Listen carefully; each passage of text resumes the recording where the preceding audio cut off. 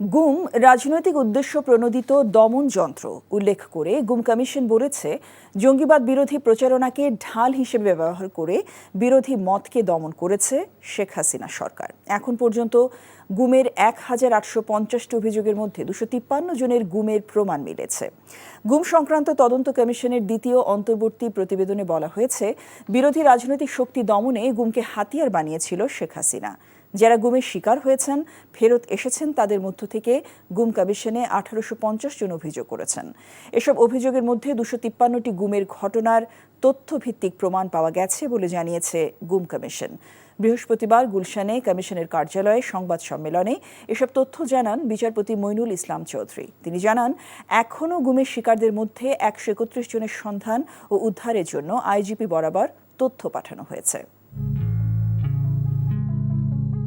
ব্যাপারটা মোটেও এমন নয় যে একটি জঙ্গিবাদ দমন অভিযান একজন অসাবধানী কর্মকর্তা কর্মচারী কর্তৃক কিছু মানবাধিকার লঙ্ঘন এর ঘটনা ঘটে গেছে, বরং এটি ছিল একটি রাজনৈতিক উদ্দেশ্য প্রণোদিত দমন যন্ত্র যা জঙ্গিবাদ বিরোধী প্রচারণাকে ডাল হিসাবে ব্যবহার করেছে।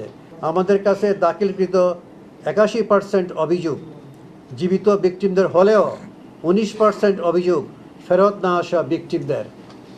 এবারের প্রতিবেদনে আমরা গুম অবস্থা হতে ফিরে না আসা এমন ১২ জন ভিকটিমের বিষয়ে অগ্রগতি তুলে ধরেছি, যাদের বিষয়ে প্রাথমিকভাবে অনুসন্ধান সম্পন্ন হয়েছে এবং তাদের গুমের জন্য কারা দায়ী তা প্রাথমিকভাবে আমরা শনাক্ত করতে পেরেছি। বান্ডেল থাকলে প্রতি সেনমানিতে টাকা বাঁচবে। বিকাশ সেনমানি বান্ডেল কিনে জিতুন প্রতি লেনদেনে।